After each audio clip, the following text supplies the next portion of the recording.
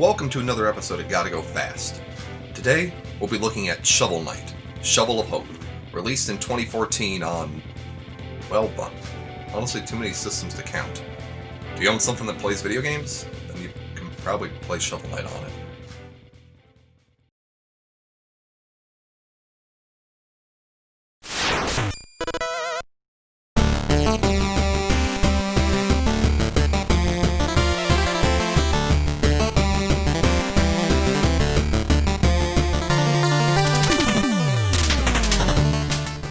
Shovel Knight is a retro, throwback game to simpler video game days.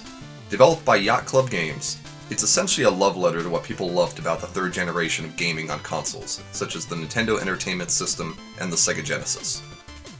You play as Shovel Knight, a champion of the land who fights for good, justice, and treasure. Accompanied by his partner Shield Knight, the two of you venture towards the Tower of Fate to destroy a cursed amulet that was said to exist inside. However, the pair was attacked, and Shield Knight was lost in battle. Plagued with grief for his beloved, Shovel Knight retired to a life of solitude. However, a new evil being emerged shortly after, known as the Enchantress, who formed a group of knights under her known as the Order of No Quarter. It's now up to Shovel Knight to defeat all the members of the Order of No Quarter and stop the Enchantress from taking over the land. Oozing with retro nostalgia, Shovel Knight scratches that itch perfectly of what it was like growing up in the early days of classic platformers, like Mario, Sonic, Mega Man, and Castlevania. Shovel Knight uses his trusty shovel blade to swipe and pounce enemies. His bounce ability with his weapon is a large aspect of the game, playing very similarly to how Scrooge McDuck worked in the DuckTales NES game. Throughout his journey, he can acquire various upgrades and magical items, adding to his diversity of enemy problem solving. Before Shovel Knight can reach the Enchantress, he must defeat all 8 members of the Order of No Quarter. Each member has a unique stage theme that teaches you a new concept related to movement and control of Shovel Knight.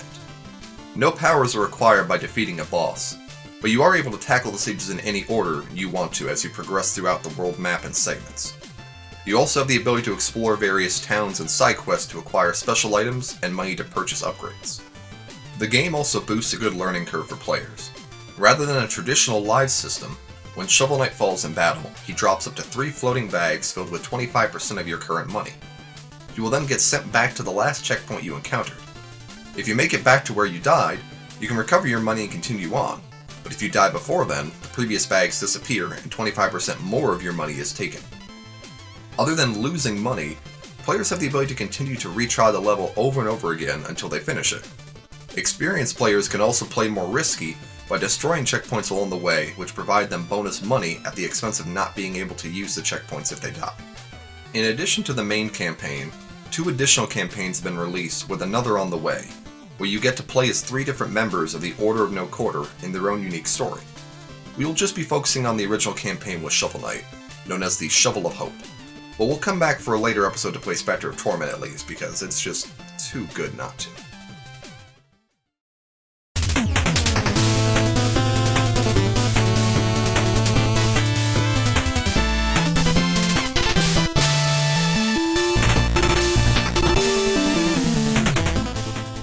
From a speedrunning perspective, Shovel Knight is a pretty straightforward game to play for the most part. Our only objective is to clear all the required stages as quickly as possible, while avoiding a lot of the side quests that will suck up our time. We'll also only be picking up a small handful of items and upgrades along the way to help reduce our time. Like with every game, knowing the map layout is super important. We want to keep forward momentum going as much as possible, so mastering Shovel Knight's physics and pogo jumping mechanic will help a lot. Stage order won't matter much, since there's no boss power-up concept like you would have in a Mega Man game. I will try to tackle stages in a very specific order though, but that's mainly to help offset how much health I'll have going in, to make sure we can complete it as quickly as possible. Runtime wise, we're looking at 4 minutes for the opening stage, 5 to 7 minutes for each Order of No Quarter stage, 6 minutes for picking up a few necessary upgrades along the way, and 23.5 minutes to finish up the final stages. This comes to a total of 1 hour and 25 minutes. The game has an achievement for beating it in under 1 hour and 30 minutes, so you can actually kind of think of this as a video guide for how to get that achievement. But we're going to see if we can push that time down even further if we can. Alright, let's dig in. It's time to go fast. Hey everyone, welcome to another episode of Gotta Go Fast. I'm your host, Savior X Tannerin, and today we're going to be playing through Yacht Club's games Shovel Knight, specifically the Shovel of Hope episode, which is the first episode of the main campaign, I guess, when you got it when it first came out. But then they added all these extra campaigns, so they had to kind of give the main one its own name, so they call it Shovel of Hope. So yeah, we're going to play through that today. I've literally beaten this game to the ground with all the achievements I've acquired it, which that number's a lie. That's a lie. I do have all the achievements. See, 85 out of 85. Game's trying to fool you, but I got them. I swear to God, I got them. It's out. But anyways, one of the achievements actually is beating the game in less than an hour and a half, so just by, the nature of it, I've had to do it to get all the achievements. So I'm fairly confident we can do it again, obviously, in less than an hour and a half. It's not that difficult, it's just a lot of practice and knowing the level layout and, really knowing what you need to get and what you don't need to get. And that's a big heavy thing, because obviously if you spend more time trying to get certain items or trying to get other things, unless it's going to really give you a huge time savings, it's probably better to not get them if you don't need them. We're also going to do body swap, because I think it's just a fun idea to swap all the bodies around, just see kind of what the other characters look like design-wise. So I think it's kind of a cool thing. So yeah, time's going to start when I press the A button on this here to select and start the actual stage. It's going to end when we take out the Enchanter at the very, very end. Enchanter, Enchantress, depending on which body gender you assign to it in the beginning of the selection area. So it's going to be when we defeat them at the very, very end of the game. Goal I'm shooting for is 1 hour and 25 minutes, so 5 minutes below the 1 hour and a half achievement. I think we can do a little better than that, too. Nowhere near necessarily top records of the 45-minute people who are really good at this game, but we'll see how far we can knock it down. But yeah, ready? Let's do it. 3, 2, 1, go. So we're going to be skipping cutscenes, of course, like with every speedrunning game we're going through. But luckily there's not a crazy amount of them, and they're pretty quick to skip, which is nice. Like, Yacht Club games new, most people would want to skip them, which is a nice thing, to say the least. The biggest thing I can say about this as a whole for people who are interested in speedrunning this is momentum. Forward momentum is seriously the biggest thing, and it sounds silly, but it's a thing, really. Keeping your momentum going as much as possible, knowing when you have to stop to attack something versus when you can pogo bounce on them versus when you need to try to actually avoid them specifically. And that just comes with experience of knowing the map layout as time goes on, obviously. But yeah, I think that's the biggest thing. And there's a lot of enemies you can avoid. For here, for example, this dragon, normally people think you have to defeat him. You don't, you can just hop right past him. You don't have to worry about him at all. So, we're just not going to worry about it. The other thing you're going to notice is, I'm not, we don't need a lot of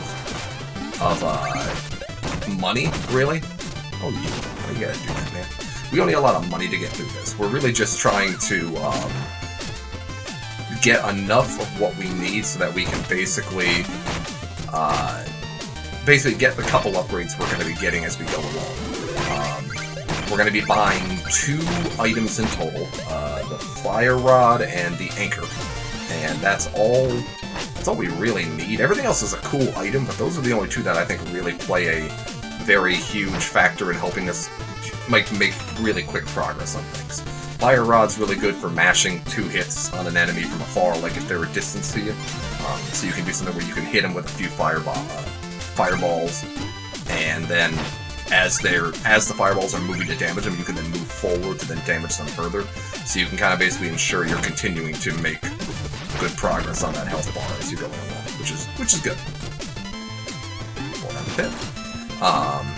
And then we'll be getting some health upgrade. We get health upgrades in segments just for free. So after we after we beat the first 2 bosses, we get a health upgrade. After we beat the next 3 bosses, we get another health upgrade, and then after we beat the final 3 bosses, we get another health upgrade. So we're only going to use the first 2 of those, actually. And then we're going to skip the 3rd one because we don't really need that extra one. So we're going to be buying a bunch of health upgrades as we go back. We're going to kind of utilize our time effectively in a way. But yeah,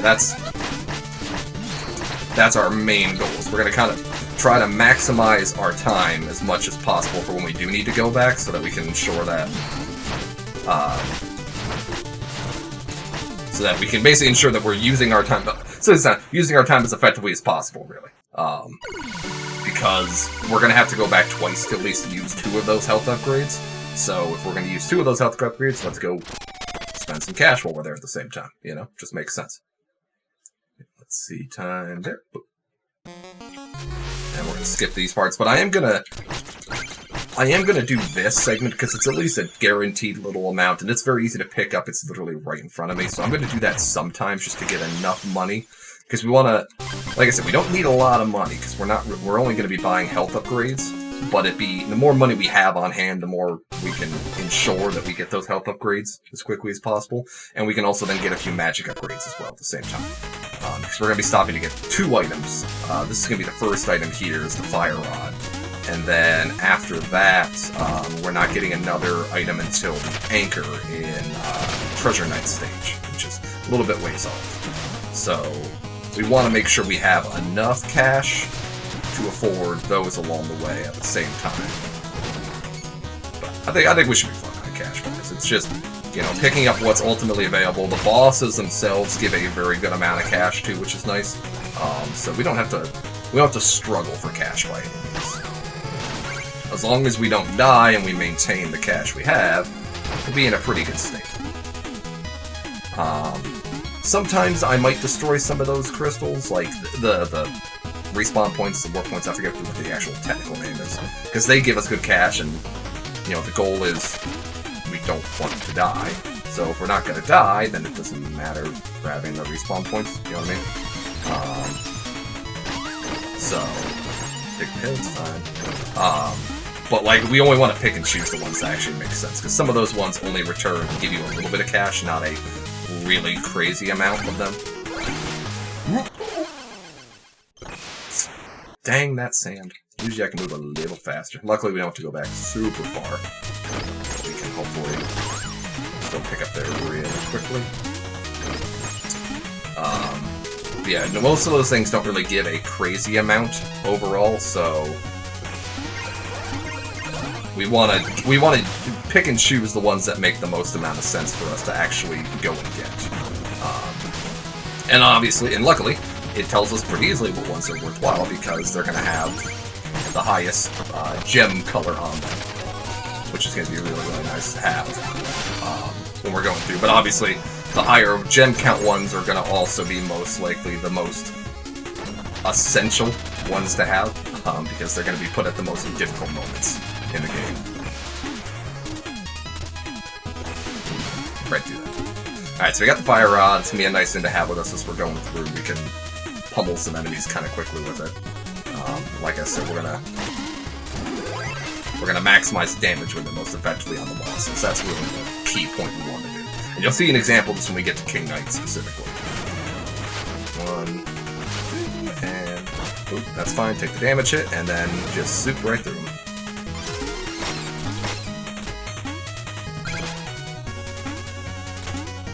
These guys are kind of interesting. Normally you'd head up there, get yourself some bonus gems. Like I said, we're trying to avoid as many of those as possible. So we just want to keep pushing through the stage, basically. That's also a technique you'll want to learn. So there's a couple of, like, quote-unquote techniques you'll want to learn to really make sure you're maximized your movement as much as possible. So one of them, obviously, is knowing how to do the pogo jump well is a good idea, but also knowing how to quickly switch out of the pogo jump is really important. And by switching out of the pogo jump, what I mean by that is... Okay, alright. By switching out of the pogo jump, basically what I'm saying is, like, you have to... So you go down to do a pogo jump pounce, and then after the pounce, you can do a slash, and that will break your pogo stance at that point.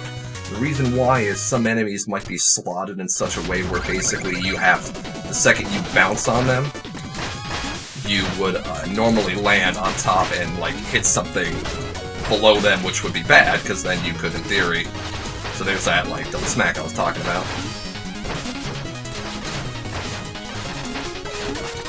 Yeah, except we're just trying to barrel on them as much as possible. There we go. So yeah, the pogo jump I was talking about. So yeah, when you do the when you're doing the pogo jump, you're going to be facing down, and you're going to keep pogoing until you hit solid ground that you can't break through. But sometimes you'll hit ground that you don't want to, you know, break through. You want to prevent it from breaking through. So you can be really quick about what you do, and instead of actually pogoing through the ground, you can do a slash in the air, and it'll basically break your pogoing so that you can land normally. So there's a lot of times you can do that to help reduce a little bit of movement, and not have to waste time doing more pogos if you don't need to do them, basically. So that's a little trick. Another trick I'll give you, and this is not something we're gonna do, because it's effective for ensuring you can beat the game in an hour and a half, but it's not like an effective thing for speed running, like in the sense of like clocking time like I'm doing right above. You actually kind of waste more time, if anything, trying to do it. But what you can do is I'm not gonna do it right. I'm not gonna show you necessarily right here. But if you pause, there's an option to say return to the map, and the return to map option basically brings you back to immediately before the stage, immediately before the start of the stage. And the nice thing about that is your gems, your money resets, your time resets back to what it was, and you're able to basically like have your chance to try the stage again. The only caveat for why it's not a great thing to do is you technically will lose a little bit of time, most likely. And here's why. When you go to the map area, and you'll see, when we finish the stage, I'll point it out to you. When you go to the map area, there's a small segment where you have, like, all the characters on the map will move around, and when they're moving around, you're locked into time. But the way that they handle the saving, the game auto-saves after all the characters on the map move around. So you basically have to wait. You basically go into the map, the characters do their little quick shuffle, and then as soon as the shuffle is done, then the game auto-saves. Now let's say you were to do that 10 times in a row. Well, every single time you go back to the map, it's essentially going to save that time of the shuffle, is the best way to describe it. And it doesn't sound like much, like that little shuffling of the characters where they're moving around is like, we're talking, I don't know, 3 to 5 seconds, 10 seconds at the most. But the issue is, like, let's say you're really failing on a stage and it's taking you like 20 tries to beat it or something like that, I don't know. Because of that now, you're now, in essence, you've added 20 times how many ever seconds it takes to do that shuffle onto your total time. So you're gradually and very slowly bleeding time away, and there's not much you can do about it, really. So like, it's good if you screw up once, but it's not a great strategy if you're not experienced at the game, if that makes sense. Like, if you screw up, it's an okay thing to make it to just, hey, like, I screwed up, I'll waste a couple seconds because I just won. I still have a good time so far.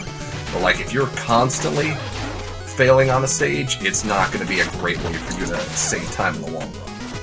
Because it's just going to slowly bleed. It's going to slowly bleed you dry of time, literally. So you want to practice, ideally, not dying at all if you can on the stages. Which, you know, makes sense. That's the goal of the game, is to beat the game as fast as possible without dying. But, you know, still a thing. Yeah. Get up there quickly enough.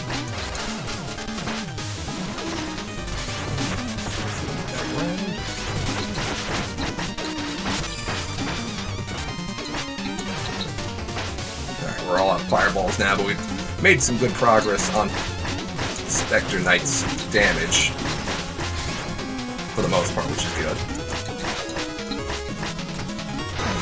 2 more hits. There we go, gotcha. Well, it's pretty good time-wise, actually, for 4:30? So for me, like, I don't know how consistently how most speedrunners do, but for me, what I do is I clock it basically as soon as it goes to black right there. That's my, like, give or take precision timing. It helps keep it a little bit consistent so I have a better idea of exactly how much time I spent on the stage. Okay, so first 2 boss is beat. We're good there. We're making good time. We're shaved down almost like 2 whole minutes. Yeah, a little over 2 minutes, which is good. We gotta take a little segment to go get some health pickups, because the next couple stages are a little tougher, so having some extra health on hand will be good. So we want to actually try to kill these guys as much as possible. Get ourselves some... Yeah, get ourselves as much money as we possibly can right here.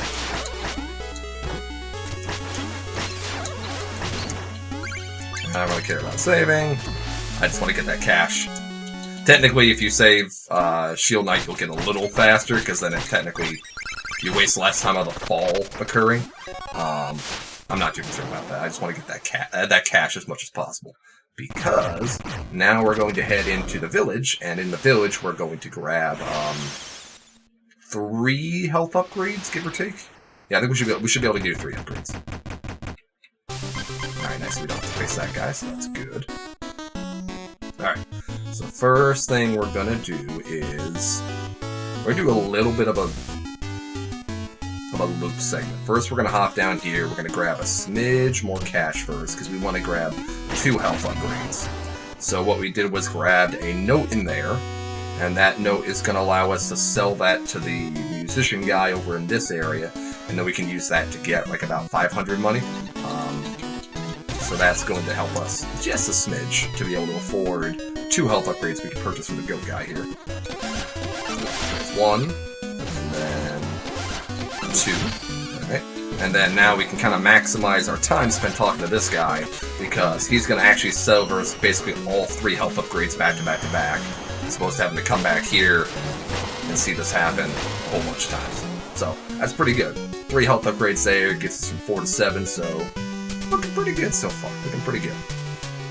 So we're going to head out of town, but on our way out, we're going to very quickly clear this chest out here, grab a little more cash, and then grab this note as well that we can sell back the next time we come back to get some more health.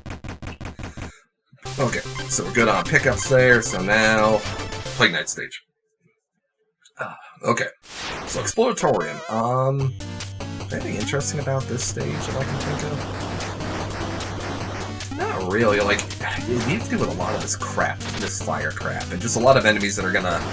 Alright, here's what I will say the most annoying in this stage are these freaking rats. I hate them. I hate them so much. They're just a frustrating enemy to deal with. Because they have such a... You knock them, and then you have to basically wait for the explosion to disappear so you can make, you know, progress past where they are. I feel like I could have made that. So they're just a very annoying enemy. I don't like the rats. I don't think any person that plays this game likes these rats, but still, I do not like them. They're just an annoying little enemy. Let's skip right past them. Okay. Skip past this guy. Takes it.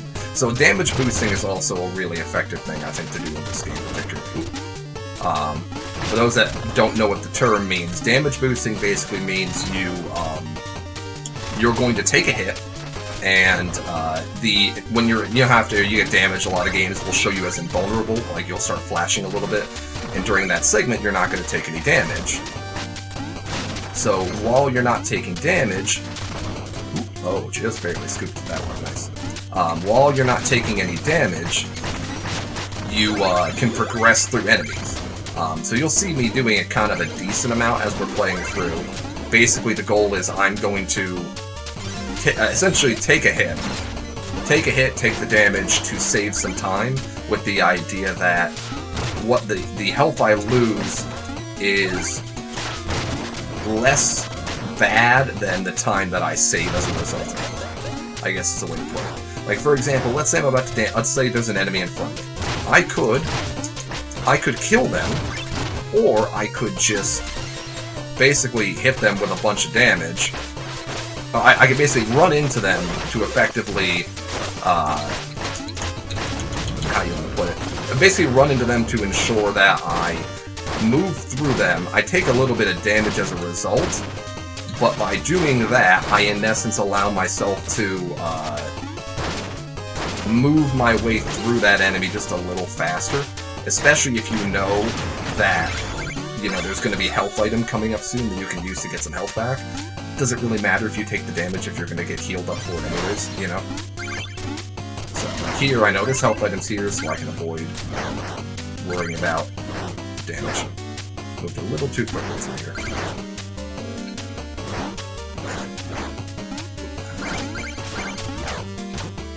And let's get through that guy because I don't care about him. Nice. You come down here and poke you. Again, the timing on that's a little frustrating, but you get used to it, honestly.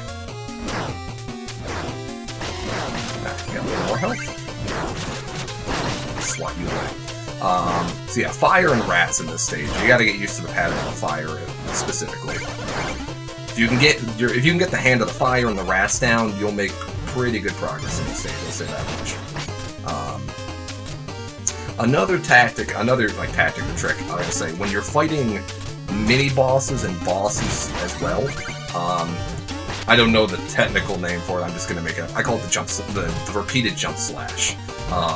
When you're on the ground, there's a certain amount of timing you have to the way you can hit enemies with, like, it's hard to describe. Basically, like, you can only hit so quickly, and as a result, you end up running into this issue where if you're just slashing on the ground, you can only hit them so many times in like a given second. However, if you jump in the air, you have the ability to slash at them, and slash at them multiple times a little faster. You also run into this issue where if you're on the ground, there is a little bit of a knockback that happens when you make contact with them. So you'll see me do this a lot where, like, I'm going to slash and kind of jump a little bit and repeatedly just tap the jump button, because it allows me to kind of basically jump forward and then continue to slash them, which is, you know, good because it makes sure I'm hitting them for a lot of times. Like there I got like 4 hits on plate. Two more. Really? There we go. Dang it. So yeah, doing this kind of like repeated XA, boom, boom, boom, just hit them really quickly. You can kind of get a lot of really fast taps in, stay close to them. You'll take some damage yourself in the process, but it's this rate of attrition, if you will, you know, or war of attrition mode, where the goal is you just have to make sure that they die before you. If you take damage in the process, who cares, because you're gonna, you know, you'll finish the stage, you'll get all your health back anyways, so what does it matter how much damage you take, right? So, you know. Just things to consider as you're going through. Alright, Treasure Knight stage. Alright, what's interesting about this stage? A lot of stupid pit stuff. That's something I find a little frustrating about this stage. There's a lot of segments where you have to, like, have a lot of spikes that can kill you, a lot of pits where you can fall into, and just a lot of times you just kind of have to be like, okay, I'm just going to take a hit and keep pushing. You're like, there. It would be a waste of my time to kill that enemy, so I'm literally just going to ignore them, take the hit, and just say, whatever, keep it. Like, overall, not a crazy difficult stage, it's just, like I said, knowing the layout.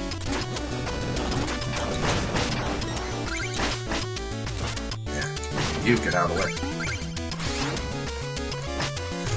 One thing I will say about this is the nice thing about the stage is since you're underwater, you get this kind of nice momentum you can do to things because you jump a lot higher. So you can kind of use that to your advantage in order to... I don't want to go through there yet. Or don't want to go through there at all, technically. So yeah, you get this nice momentum that can kind of keep you moving to ensure you can, you know, cover really big gaps you need to jump through. Which is kind of a nice thing. Alright, so now we got the mid-boss fight. So,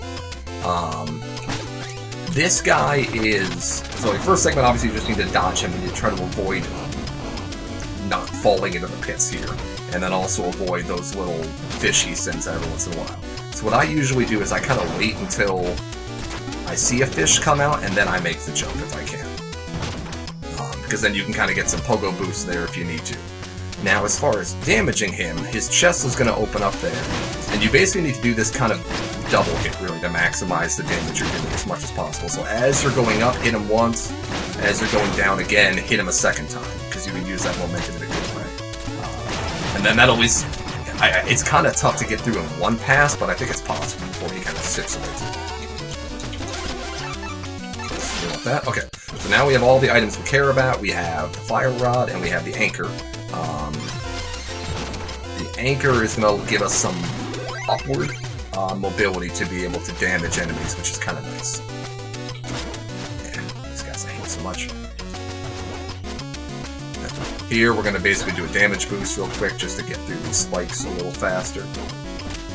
That's fine, we can take some damage, because we'll get a health item first. That'll be coming up soon. And then these guys, we just gotta kind of take our time, because if you try to blast through that really quick, you most likely will get hit by the very first one. So it's better to just wait.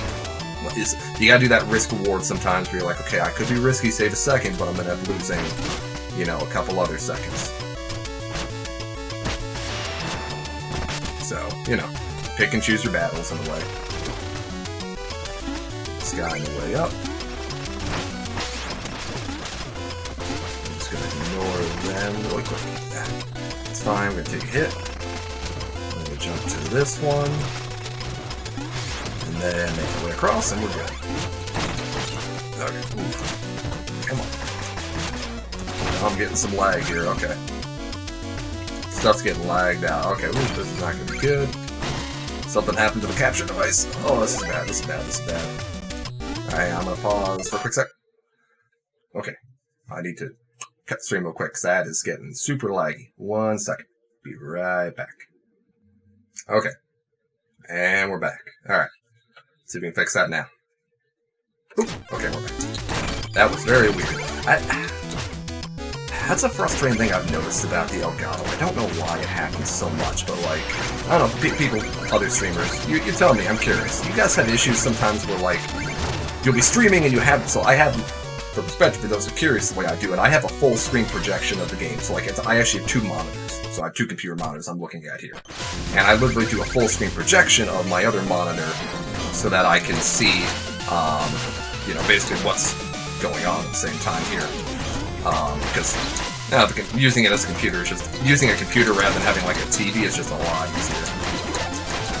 So here, Treasure Knight actually is pretty easy in my opinion. There's a lot of like you can look at that. You can do that boop boop boop boop boop boop, boop slashing so quickly because of the hang air time of the water. You can get in like 2 to 3 hits before you even hit the ground. So you can knock out Treasure Knight super easy. Anyways, what I was saying, do people feel like using an Elgato or a capture device like that? I'm curious about this. Do you guys feel like you see sometimes where, like, the video starts to instantly get, like, a little laggy, and then, boom, things just get completely out of sync? And the only way to fix it is to literally, like, restart OBS, XSplit, Streamlabs, OBS, whatever streaming software you use. It's kind of frustrating a little bit, I don't know. But, like, the part of the issue is, like, yeah, it stinks, but like there's not many better capture devices on the market. So what can you do? What can you do, chat? Anyways, after silly technical issues, let's get back to the game. So now we're in Mole Knight stage. This crap. Yeah, let me down. There we go. So Mole Knight stage. For those playing through, the biggest things I can say is avoid the lava. The lava sucks. There's a couple areas where there's a little bit of instant kill traps that you gotta really keep an eye out for, particularly. But they're not horrible. They're just a little frustrating to deal with, kind of.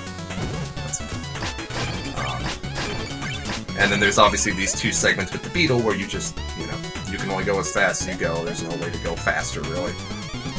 Just gotta maximize your time as much as possible while you're losing time in this. Excuse me. But yeah. So, Mole Knight stage, I wouldn't worry too much. This area, get your pogo jump ready to jump on these guys as much as possible. Or at least to jump to the void. Okay, there we go. We're just gonna hop right over this guy and we'll hit him. Okay, so now we're starting to come to like the actual death traps of the stage. So we want to be a little careful as we're going through to ensure we don't fall into any silly traps. So here, for example, take your time, make sure you don't do something like that, accidentally shift over, and then fall over and die. That's always bad. And then here, we're just going to damage boost through this, because we want to avoid pogo jumping on those things, because then we will die. So, just take the hit, it's fine, and then make forward progress nonetheless.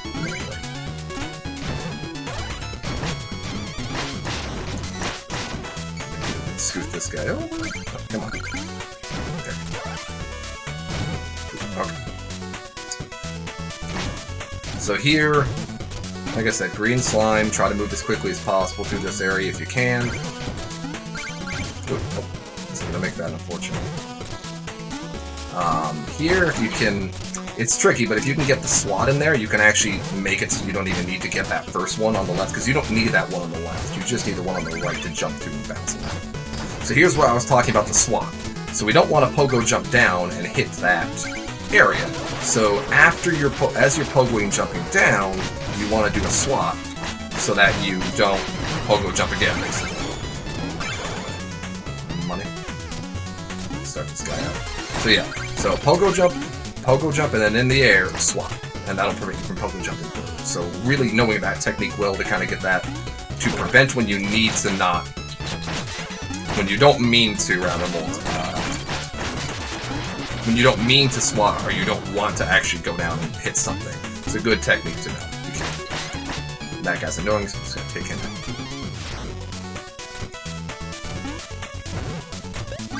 Alright. Okay, we're good. That wasn't too bad, actually. Get some health. Alright, so Mole Knight, another pretty easy boss in my opinion. You can do some really really savage exploiting of damage. If you're really good about it. So like if we can, we're gonna try to hit Mole Knight every time they go through here. And then we're gonna do a little more bonus hits along the way. And we're gonna stay over here as much as possible to keep whacking. So like we've already taken out most of their health, which is good. Alright, so now they're gonna do their fire, they're gonna zip around. And come on. Gotcha, there we go. There you go. So you can even prevent them from doing the second bounce back and forth. If you just lay into them really fast, take some hits, it's fine, because at the end of the day, you just gotta beat them faster than they beat you. So, taking damage is not a bad thing. Like, damage boosting in this game is a very, very effective thing to help you whip out damage and also make it to the stage quickly. Okay, so now we are on... So now we gotta go do another Shield Knight rescue, but we're also going to do our second phase of pickups. So we're going to get, we get one free health pickup here, and then we're also going to buy one more health pickup.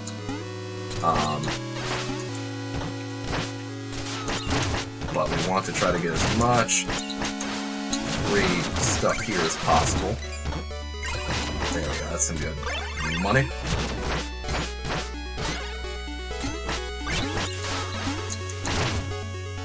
Okay, so that should give us enough to buy. So that'll give us enough to buy at least one health upgrade and probably 2 magic upgrades, maybe. We'll see. If not one magic upgrade, 2, because we still have the note that we still have the music note we can get, which will be useful. All right, so what we're gonna do is rather than go to the left, we're gonna take a little super secret hop over here, and we're going to use the catapult to launch us back. The reason why is I want to avoid any extra fights, and there's a whole bunch of extra fights on the map, so if I can use the catapult system to slip through people, it makes life a little easier now, doesn't it? Alright, so we're going to buy one health upgrade, and then we're going to get 2 from this guy since we have the one that we got from beating the middle 3 bosses. Here's 1. And 2. So that's all the health upgrades we're getting. We're not going to go back for the third one at this point. But we are going to spend the rest of our money on 2 magic upgrades. Oh, look at that. Perfect. Just enough for what we need. And then we're going to catapult right back. And we're done. So we're not going back to any more towns at this point. At least we have there's no plans to, at least. So, you know, we have everything we need. We have everything we need and everything we should need to beat the game at this point. So now we're just going to blaze through the last 3 stages, then take on the tower. So, Tinker Knight stage. Pits. Like, yeah, pits are going to kind of be a little bit of annoyance, and there is a little bit of attrition here just with making sure you have enough health sometimes, because there's one segment where you will take a lot of damage, and you need to be able to basically just survive on, like, maybe one life. And I'll tell you when you get to that segment.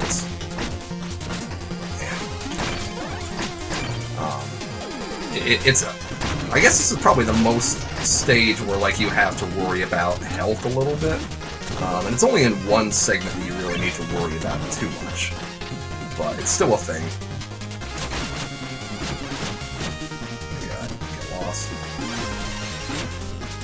Now you'll notice I am still picking up checkpoints, just because, you know, better safe than sorry, at least. We will take a death, I'm sure, somewhere. Alright, so I'm gonna take one of these hits if I can. Ah, dang it. Nope, couldn't get it. Ideally, you want to try to take a hit from one of those guys so you can damage boost all the way to the left if you can. Timing is a little... It's very dependent on where they spawn from, unfortunately. There's it. So that's what we want to do, because normally you'd have to do all this climbing around and movement and creating silliness. We don't want to do that. We want to avoid that as much as possible.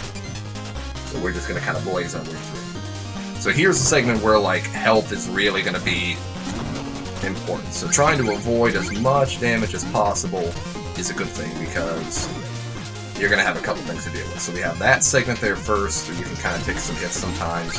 We have an upcoming auto-scroller right here, where you're going to have a bunch of enemies you just have to deal with, which are very annoying, because they're kind of stuck in that area, and you can't just skip past them, you have to wait for this auto-scroller to sync all the way through. So, that's just something to consider. So here, we want to try to hit them as much as possible, or at least play around with them so we don't take damage.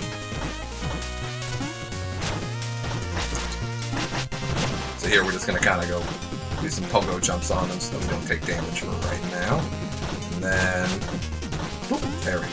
Alright, so that was actually pretty good. So normally I walk out of that area with, like, very, very little health. So we're doing pretty good health-wise, which is good. Okay, let's get past those guys. And we'll snag a little more health just to be safe, because we got another auto-scroller coming up. It's going to be, I think, right after this. Leave the auto-scroller. Yeah, okay. So, last segment of the area here, we got this nice, big old auto-scroller that we have to worry about all the way up. Okay. Yeah, I hate those freaking things. They're so annoying. Luckily, that's as far as you have to worry about them up here. And I don't really need to be getting any of these gems. It's just kind of habit at this point, really. Because we're not going to purchase anything else. We're not getting any more upgrades, so it doesn't really matter how much gold we have at this point, honestly. It's just more out of boredom while we scroll through the areas. Okay. Alright, so we're coming up here. And, alright, good times. Tinker Knight is a bit of an interesting beast, so I am gonna go, it's only one health point, yeah, but I'm gonna go and just make sure I have enough, just in case. Because Tinker Knight is a two-phase stage, which is kind of an interesting boss-wise pattern, which is kind of cool. We're just gonna kind of mash them with as much damage as we can, really quickly. See, I'm wasting a lot of this fire, unfortunately, but whatever. We're making decent progress on the damage front, which is good at least. So yeah, see the like little pogo technique where you're like, you kind of hit and then you slash at the same time as you come down. So if they're, let's say they're moving far away, you can pogo, keep your momentum going, and then as soon as you come contact with the ground, give them a quick slash if they're close enough. You can at least keep, like I said, keep the damage laying on them, basically, as much as possible. Here, we basically just need to pogo, you know, pogo to win, if you will, as much as possible while avoiding that little rocket that comes up on the right side as much as possible. That's fine, we'll take some damage. Like I said, just keep pogoing them as much as we possibly can. If you get your timing right, you don't have to move to the side, which is... didn't get the timing right on that, unfortunately. And then we get them all. There. Okay. If you get your timing right, you can kind of basically hop over that rocket there, which is decent, you know, if you can pull off the time. If you can pull it off right, you can kind of do hop, hop, scoop over the rocket, hop, hop, scoop over the rocket, hop, hop. But the timing of your pogo and the timing of the rockets doesn't match up perfectly, so there will be a little bit of a... You will probably, after a little bit, have to kind of go in, readjust yourself back onto the timing. But it's still a good way to do some damage. So look like we're doing good. We're actually... We haven't had any overs, any time overs so far. Everything's been under time, which is good. So I think we're good to do a fairly good run here. This probably will be a PB, assuming we don't screw up. But the fact that I already said it means I jinxed myself, chat. So we'll see. But yeah, I think we're doing good. All right, Polar Night stage. So I'm going to take, so first thing I'm going to do is you're going to notice I'm going to take the time to kill these guys because they are annoying enough to deal with. They have those little spears, so yeah, they will just kind of nick you with damage. And if you can avoid taking that damage, it's good because this is a kind of long stage and a pretty ruthless stage as far as damage is concerned a little bit. So this one I definitely would say avoid damage if you can, especially if you're trying to blaze through as quickly as possible. Yeah. Spikes on this one. Yeah, spikes are a little bit of a frustrating element here. You'll see particularly in these segments here with the snow. So you need to make sure you're jumping at all times. Don't even risk it if you think so. If you think you're going to hit a spike, because if that spike, you're instant death, and then you lost a bunch of time. So, you know, take the second, make sure you're jumping in the air, make sure you're hitting all those snow piles, just to be safe. And that blue statue, I hate it. This thing is a very frustrating mechanic. When you get, and not here so much, when you get to the very end of the game. It's one area that, like, can just be a little bit of an annoying area to deal with, and it can, like, it has been known to kill me a few times, unfortunately. So good here, so we're going to use this guy to scoot a little bit of pathway through. I love the idea that when you're smacking them, that, like, for all intents and purposes, you're pretty much, like, throwing up a rainbow color. Like, that's what it is. It's just, like, statue throw up. Maybe, maybe not. Who knows? But I ooh. Okay, that was kind of close. Got a little bit of a jolt there. Yeah, statue throw. Rainbow statue throw. I like that idea. Alright, so we're pretty much at, like, a little over the halfway point of this area. Actually, I pretty much think it is the halfway point. But I'm not going to die. See, checkpoint was. But yeah, about halfway through. So now we have a lot of, like, vertical movement now we have to worry about. So you'll see what I mean. There's a couple segments where we're going to have some, like, verticality we have to worry about in some areas. So I'm going to make this guy come up. Smack. Smack. And smack. So, like, right up here, we're going to have we have, like, a 3-segment area where we have a bunch of vertical space we have to worry about. It's not too difficult, it's just, there's just a certain amount of precision involved in it, and particularly because of that, we want to use our anchor. The anchor isn't honestly as useful as the fire rod to me. There's a couple areas where it's just a very, very useful thing to have with you. That I will say. Alright. Take out this guy. Alright. So we're doing good. Now we have to do... So this is pretty much like the last segment, I think, right here. Take your time on here, particularly as you're going through. Don't hit a spike and screw it all. I literally jinxed myself on that. I literally jinxed myself on that crap. God dang. It's fine, it's fine. We're good on time so far. We can take a little bit of a hit. Like I said, take your time, don't do something stupid, and don't hit the spikes. Take what I did as an example of what not to do, chat. It's fine, it's fine. Alright. So let's try that again without hitting said spikes. Okay, take our time, make sure we hit everything. Yeah, particularly making sure you really go in small segments is going to be a really good help. Take out this guy, because I just don't want I want to be getting hit by him.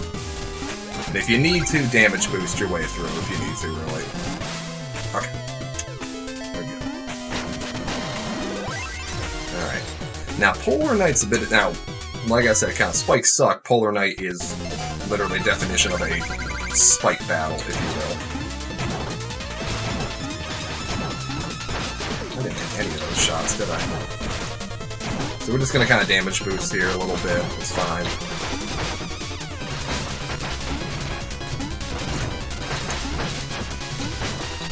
Alright, so we're all out of fire.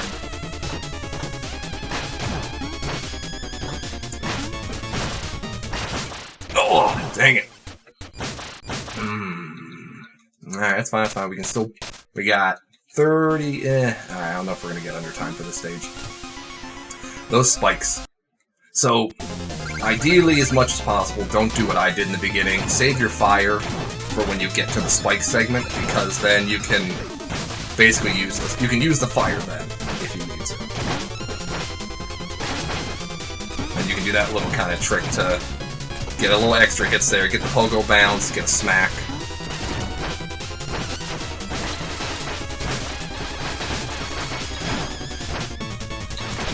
There we go. Okay. So yeah, that's a much better time to use the fire, honestly. In the in-between segment, you know, if you have enough spare magic, if you've gotten a bunch of magic ahead of time and you decide to sacrifice on life instead, full on, blazing with a bunch of fire in the very beginning. But it's probably a more effective use to actually just save your magic for that end segment because you want to avoid spikes. And if you pogo on Polar Knight, they'll stick their little shovel up so that they block you at the very end. So you want to try to avoid that. Oh, I didn't hit time. It was probably somewhere a little under... It was under 7 minutes, I can say that much, but whatever. Alright. Propeller Knight stage. This is a stage that I love. I love the music of the stage. This stage, to me, can be frustrating to deal with. Just because there's a lot of times where you have... How do I describe it? You have momentum that's going to shoot you one way or another. And you have to make sure that you're not going to get... How do I put it generically? You have momentum that's going to shoot you one way or another, whether it's air like this, or it's those propeller guys spinning you around. And, like, spinning around and trying to push you forward. So you really need to make sure you have an effective way to keep your balance and take out those enemies at the same time. So this stage particularly is probably like one of the few stages where I think the fire rod is a very, very useful tool to have in your arsenal. It'll save you so many headaches and frustration of just taking a hit somewhere and boom, there goes, you know. There goes you know, a minute of your time lost because you had to die and bring the checkpoint close. Mid-boss here. Wail. Just wail as much as possible. Don't worry about the damage. you get hit by the bomb, just continue to wail, and you can get through that really nice and fast. Alright. So about the midway point, give or take. Let's see. This vertical area isn't too bad to worry about with. You just gotta make sure to take your time a little bit on this. Timing on this particularly, get up nice and high. Oop, oop. And then make your way across. You don't need to rush that one, get your timing just the way you want it to.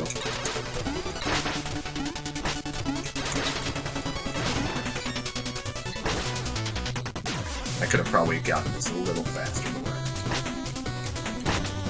I'd rather be safe and not fall back down that pit, because that will actually cost a fair amount of time.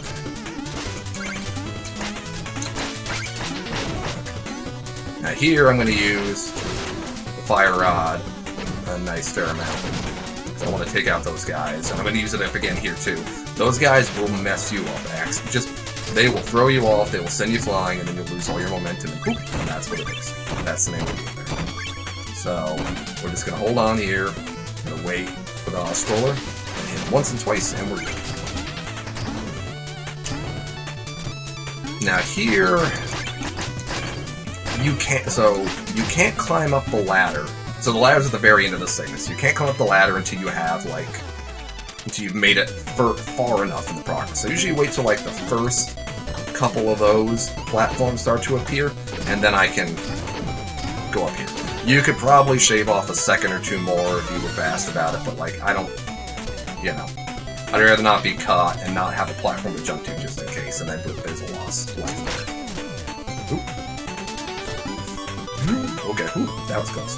Alright, let's try that one more time.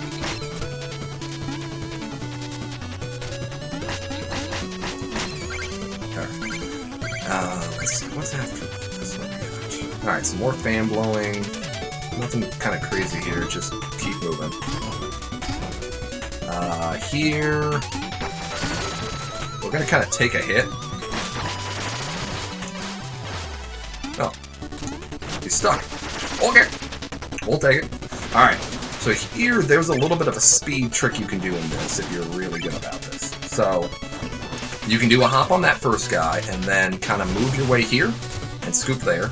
That's going to save you, like, a couple of these up and downs, which is, that's 5-10 seconds right there, savings. And then here, you just got to feel really confident about making these gaps as much as possible. Alright, and then we're going to do one more. And we're good. Alright. Now here, I'm just going to take out these guys because I don't want to deal with them. Normally you could hop on them to, give yourself a little more momentum, but I'm just going to be safe. Just take them out. Okay. Other than one little goof, pretty good. Pretty good. Now, Propeller Knight, honestly, in my opinion, one of the toughest bosses. It's not like they do anything that's super crazy. They're just a very frustrating boss to deal with, I guess is the best way to put it. Because they have the fact they can blow you to the side and, just hit you with a bunch of damage. Yeah, okay. Alright, we're good. So now we're just going to kind of mash things. Ooh, okay. So, like, there you have to worry about if you get... as soon as they raise up, they swing to the left side, and then they'll come back, and usually they drop down and try to blow you. As soon as they come back that way, you want to be right on top of it to be able to hop over, get to the middle, and then just basically keep jumping in the air so they can't blow you all the way to the left side. That's most ideal. If you want to switch from the hook to the fire to kind of hit them from afar, you could do that too if you wanted to. I just kind of wait till I get in the middle and just wail on them really quick and just keep myself as centered as possible. That way I don't get knocked back into the pit accidentally. So here we don't really care about any more cash, so I'm just gonna kind of wait until Shield Knight gets close enough, and then I'm just gonna try to jump to save a second or two. Hey, if it's free cash, I'll get it. Why not? Give me Pogo. There we go. Nice. Good grab. Good grab. Alright. We're actually not even going to pick that up. Because we don't need it. I wonder what happens if you don't pick that up. Can you go back to get it? I don't know if you can go back to get it, actually, if you don't pick it up. Yeah, after you beat, like, the last boss stage, I assume. Or maybe you can... I wonder if you replay a stage and you finish it, if it brings you back to the campfire. I don't know. These are questions. These are questions, chat. Alright. Tower of Fate time. Ooh, okay, good. Luckily, if you know those things are there, you can kind of be a little speedy about how you make it across, which is nice.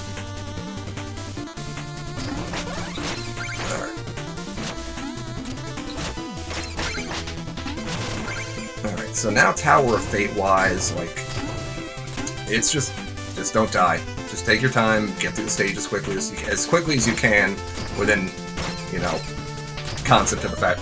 Ooh, okay. That could have been a little bit of a worse setback, or whatever. Well, yeah, these guys are a little frustrating, because you just don't know where they're going to move to a little bit. You want to hope that they get in as best position as possible, but sometimes they just like to not be in like that. They are just not putting themselves in a good position for me to hop across.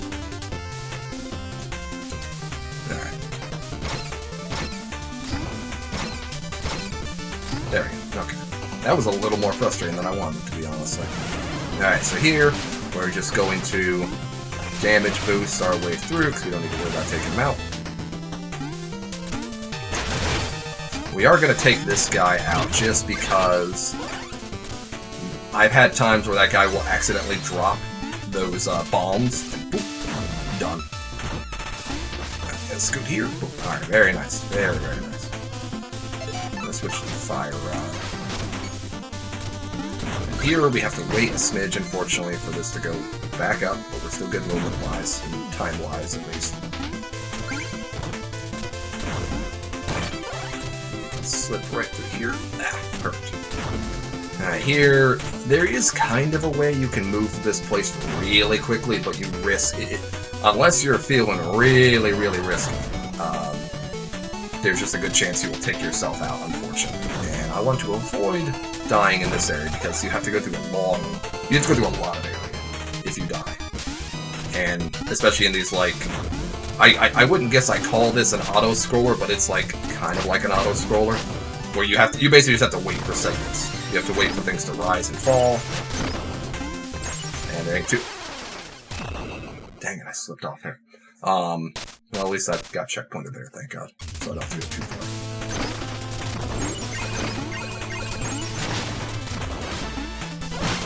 Oop, okay.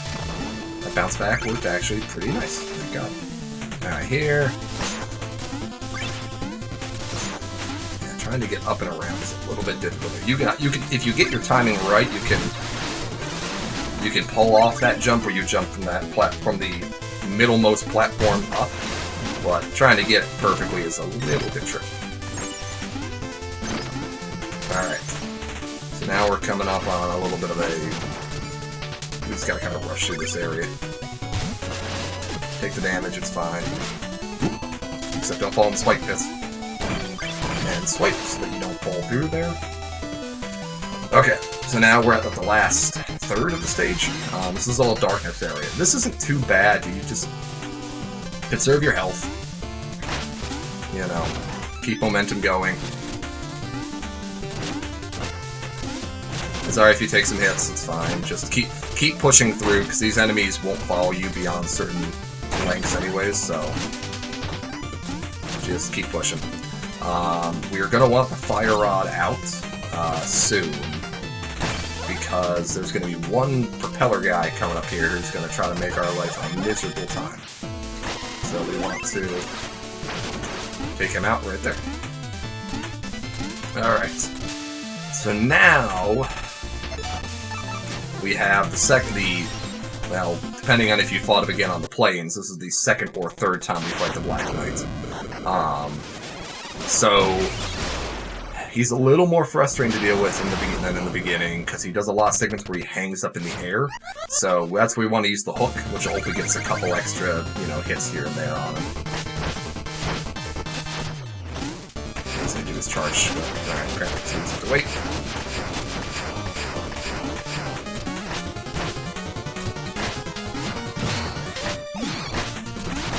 Okay, so here's where we want to try to use the anchors to help do a little extra damage. And if you can get on top and... I'm all out of anchors. If you get your timing right, you can then pogo on him while he's doing that whole time and get some good, nice damage on him.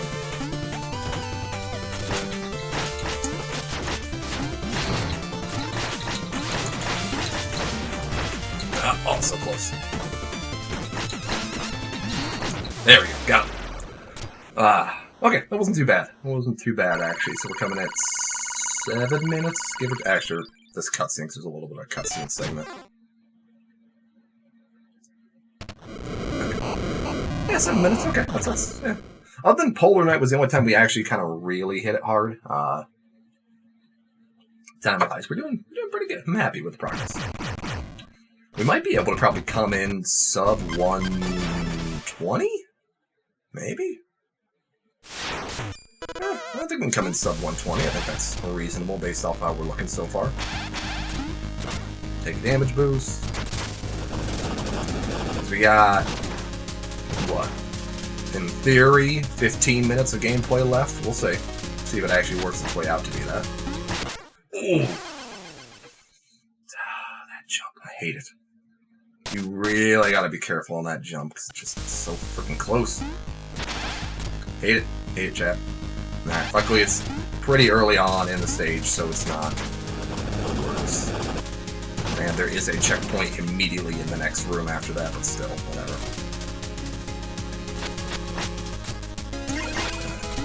Play it safe. Alright. Here, Fire Rod will be kind of pretty useful to take out some stuff from a distance. Yep. Okay. And we want to go this way, because it's just a loop. I was about to say a little safer, but, you know, what's it going to be sometimes, Jay? You're just going to get messed up.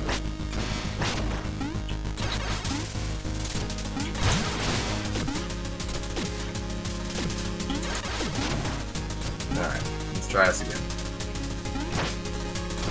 You gotta get the timing on that bounce just right. Otherwise, you're gonna do what I did and you're gonna fall into the pit there. And you want to not fall into that pit. So I'm just gonna damage boost this. Because there's gonna be a healing item right after this. Be careful, make sure you swing across. So you don't fall into that lava there as well, too. Alright. So this is the part I talked about where stuff is just a little frustrating to deal with this guy. So, you have a lot of stuff that's going to drop on you, particularly, like literally just kind of hit you. And you just gotta you guys gotta be really careful. Take your time, make sure you don't get whacked accidentally by something. And here's gonna be one of them. So there's gonna be 2 floaters coming in. You can take out the first one. The second one is a little bit trickier. You have to get your timing just right there. Because if you don't, you'll sometimes swoop over you and then you'll miss. There we go. Alright, auto-scroller segment. This one's not too bad, honestly. Just keep your momentum upward. Move as much as possible. When you get to the top here, particularly, or towards the very top, you can kind of literally ride the top of the screen if you do it right enough. Where you'll have a little bit of extra time to deal with enemies, you can kind of get to jump on them a little bit, technically.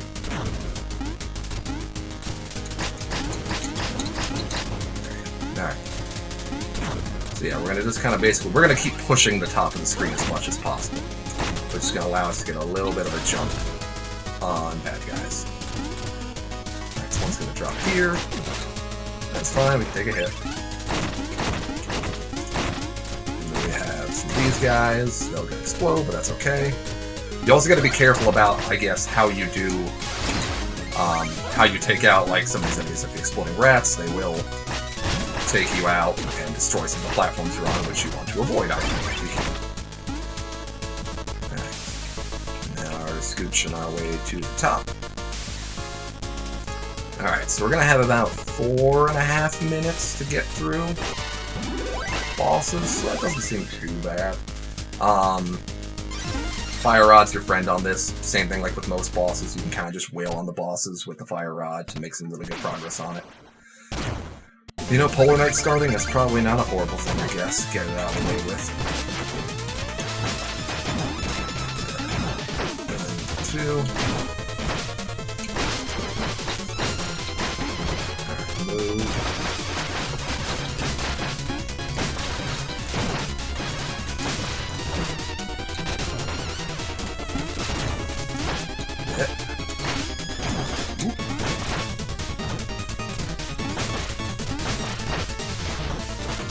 That's fine, take the hit. Okay.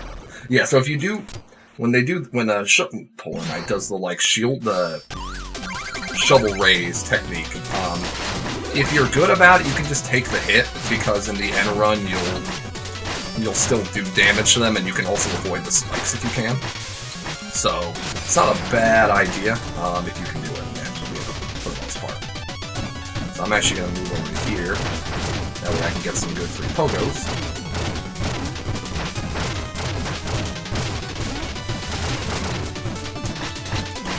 There we go.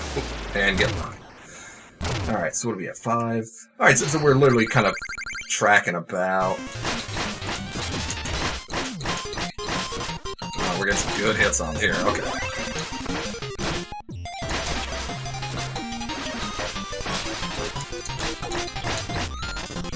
Okay. So first stage. Yeah, see, it's Tinker Knight that's gonna really get you time-wise, because you just have the 2 fights you have to worry about.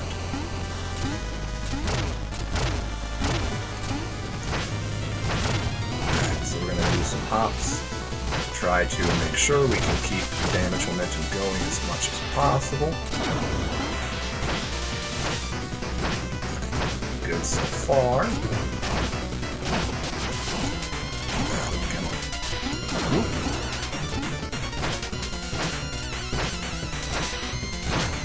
Oh, so close. Dang it. There we go. Okay. Yeah, see, if I had 4.5 minutes to take out all 8 bosses, that wouldn't be too bad, but Tinker Knight just takes a long time to deal with. Unfortunately. There ain't too much you can do about it, really. And then we're going to keep wailing on them as much as we can. Okay. Halfway point. I wish I had more, but I don't have the Fire Rod magic, unfortunately, to deal with the damage I want.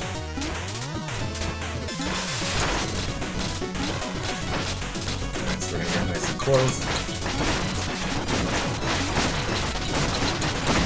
Just keep busting through.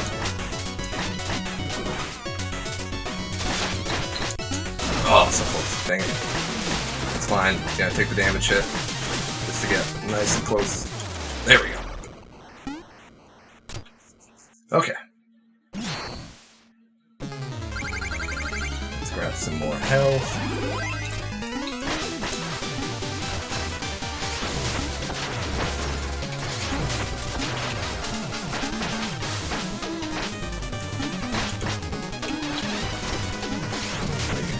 There? Okay, that's fine.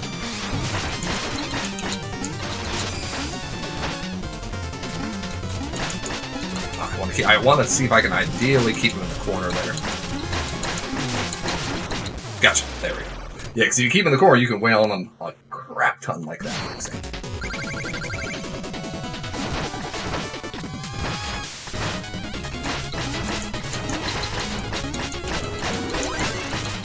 So here, I'm just going to kind of damage boost through King Knight as much as possible. They're actually a pretty good boss to do that on.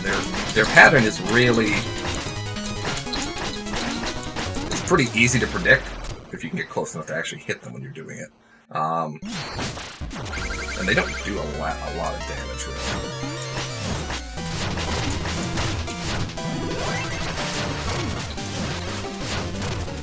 So here, I'm going to try to use as much of my fire as I can. I'll get a little extra damage on Plague Knight. White Knight's not difficult to deal with, just a little frustrating. You just literally have to play, I'm gonna damage you a lot. Really quickly.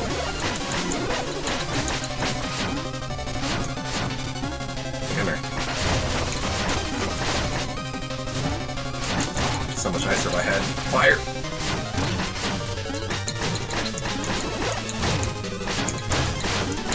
Oh, you're so close. Come here. One more hit. Oh, come on. Get down here. Seriously. There. Alright, so I'm already overtime a little bit, but I think I should still be able to do sub 120. I think 120 is good.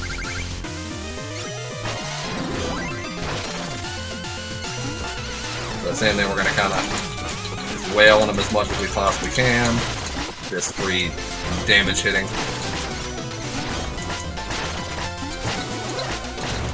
Fine, take the hits. Just keep mashing that attack button. There we go. Whoop. So I'm going to say as far to the right side as possible. Because I want to try to go through there. You can normally smack him to raise him, but you know, I kind of do it for fun sometimes. We're over time right now, so I'm not gonna do that. I'm just gonna move my way through and say bye, evil people. So we can go on to the final stage. Alright. As we got 11 minutes? 11 minutes? Yeah, so we'll be able to do sub 120. As long as I don't screw up here. It'll happen. It'll happen, chat. Honestly, the most area I have difficulty with is honestly this area. I just hate this segment. It can just be like very ruthless and just kind of get you that. Okay. Doing pretty good, doing good. Yeah, okay, cool. Yeah, sometimes if you just do a roll and jump one way or another, poof, you will just get knocked hard by it. But, you know, what can you do? Here, take your time, unless you, like, 100% have this area memorized, you know, where to jump or not to jump. Ooh! Overshot it by a little bit. Do that segment over again. Dang it! Alright, that's fine, we'll still be under time. Still be under time. Oh, dang it. The hardest part of this area is here, in my opinion, honestly. And then I die on the platforms, of course.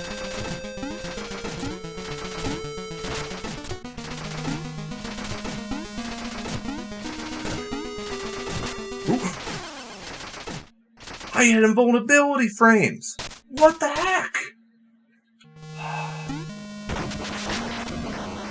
It's killing me, chat. It's killing me. We're still gonna get sub 120. It's gonna happen. Swear to God, it's gonna happen.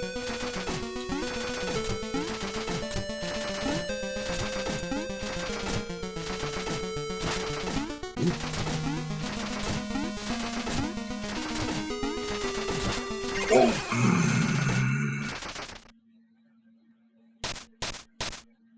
Chat. Apparently, this game just doesn't want it to happen. It just doesn't want to happen. Oh, I never clicked over from Tower of Ascent. Dang it. Well, whatever. So, apparently my Tower of Ascent run is just very, very long.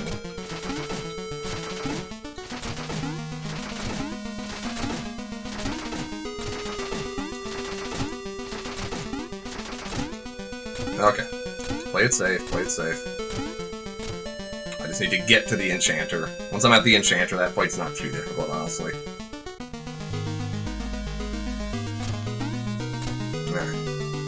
Play it safe.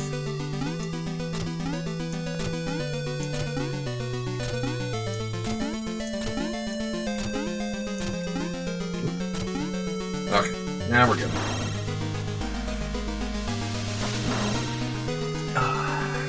Alright, so I'll probably be... Can I do it in 6 minutes? I think I can do it in 6 minutes. I buffered in some time for this fight just because something always happens, unfortunately, but... Oh, we'll see, we'll see. The fight takes a little bit.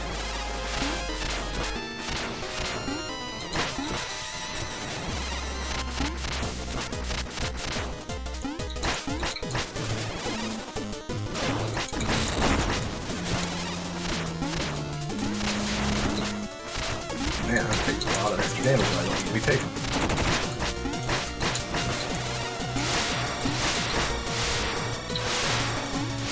Alright. That's fine, we're even-ish as far as damage. Actually, we're 100% even as far as damage. Use them to rebuild some platforms for me, making life a little bit easier. Alright.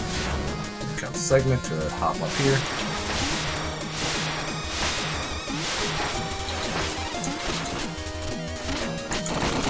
Ooh! Ooh!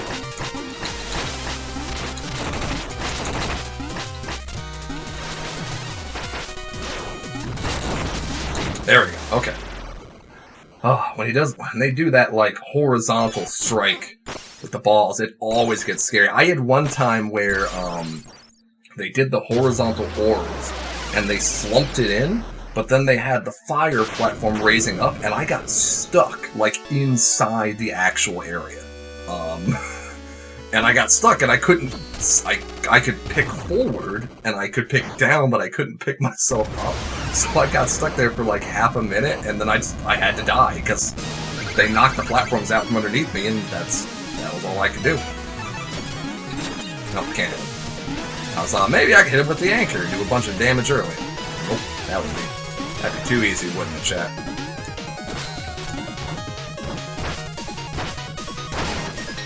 There, extra hit. It's fine, we can take some hits here. There we go. Right. Nice. Yeah, if you get your timing right, you can probably get a couple hits in. At least. Be careful. Nope. Be careful for that, basically. You got to get your timing on that jump really tight. But if they jump down, you can kind of jump onto them with the pogo if you get it just right. Wait here. Basically, just have to kill some time. 1, 2. They're gonna go right. Nope. I thought they were gonna go left.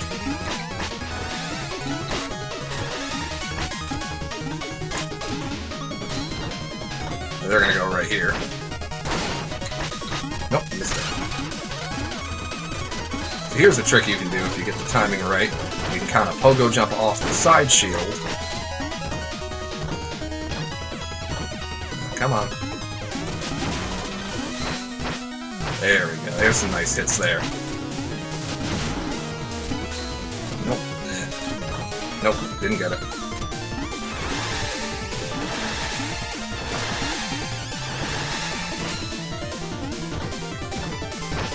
I got 2 hits. Want to be a little safe here.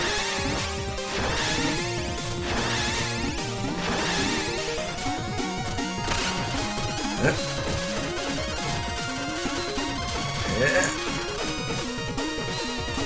Oh, come on. Come back here. Woo! 2, 3. Oh, one more hit. One more hit. Come on. Shield Knight, give me a jump. Give me a jump. There we go. Got it. Time. Woo! Alright. 1:16:10. Okay, I'll take that. I'll take that. We're going to skip the cutscene and see what the actual in-game clock is associated with that. But 1:16:10, that is my PB, actually. That is a personal best for mine right now. I could have done better. Let's see. So, we lost 30... Let's scroll up and look through here. So we lost 36 seconds in Polar Night. We lost probably at least a minute and a half on the final stage. So, we probably could have gotten at least 1:14, maybe? 1:14, give or take? Let's see. Let's scroll through real quick and see what we got. I'm going to say it's like probably in-game clock of 1:17. So their clock is like an extra minute or 2 more, usually. Yeah, look at that. Any speed run. 42 minutes. Crazy. Absolutely crazy, some of the people. Alright, so, okay, so those are pretty good times. Like 3:05, 5:21. Yeah, Tower of Fate Ascent. I could have saved some time there. And the final Tower of the Fate stage. Oh, 1:16:36. That's actually pretty close to the time I had there. So, okay, alright, I'll take that. That's good. That's a good time. I'll take that, chat. It's a good time overall. Well, thank you, everyone, for stopping by and watching this episode of Shovel Knight and Gotta Go Fast. I hope you enjoy it. Let us know what you think about the episode in the comments. If you have any other games you'd like us to suggest that you'd like me to do down the road, keep us posted on stuff using either Twitter or on Mixer. Using the RetroFizz account on Twitter, hashtag Gotta Go Fast. And, yeah, hope you guys have yourself a great day, and I'll catch you later. We'll close out the segment very quietly here and just enjoy the night sky as the camera pans up to a little the end.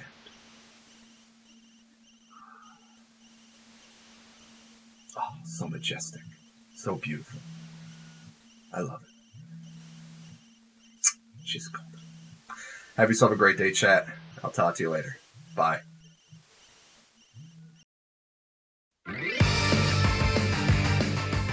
Thanks for watching this episode of Gotta Go Fast. Let us know what you thought about it. Got a game you'd like to see us try or want to share out your own speedruns? Tweet at RetroFizzTV and use the hashtag GottaGoFast. Also, don't forget to follow us on Mixer, YouTube, and Twitter to stay up to date on all the latest info for Gotta Go Fast and RetroFizz.